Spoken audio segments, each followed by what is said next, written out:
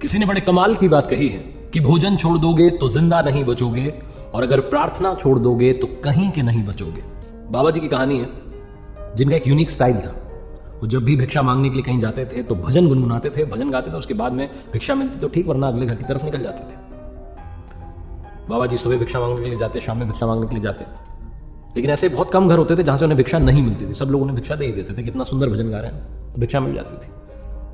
जल्दी सुबह जग करके तपस्या करते थे, बीच में जब समय मिलता तपस्या करते थे, बहुत ज्ञानी महात्मा थे। एक दिन ऐसे वो एक घर के बाहर से निकल रहे थे, बड़ा आलीशान सा बंगला था। वो खड़े हो गए उसके बाहर और भजन गुनगुनाना शुरू किया, प्रार्थना गाना शुरू किया भगवान की। उस घर के जो मालिक थे सेठ जी आए, उन्होंने देखा कि एक बाबा जी बाहर खड़े हुए।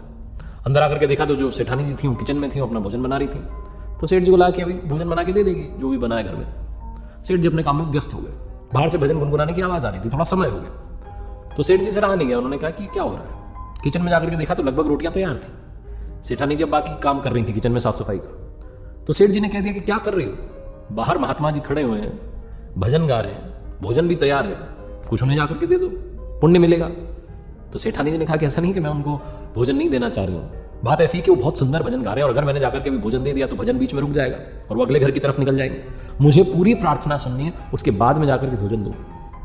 जब ये बात सेठ जी ने सुनी तो मुस्कुरा गए। उन्हें समझ में आ गया कि भजन तो बड़ा अच्छा है, एक बार हम भी पूरा सुन लेते हैं। कहानी बहुत छोटी है लेकिन सार बहुत बड़ा है। इस कहानी का सार यह है कि जीवन में अगर कभी आपको लग रहा है कि आपकी प्रार्थना ऊपर वाला नहीं सुन रहा है, तो क्या पता सेठानी जी की तरह वो भी इंतजार कर रहे हो कि आपकी प्रार्थना पूरी हो, उसमें थोड़ा और भाव हो, थोड़ी और श्रद्धा हो, थोड़ी और भक्ति हो, तब जाकर के शायद आपकी बात वो सुन ले।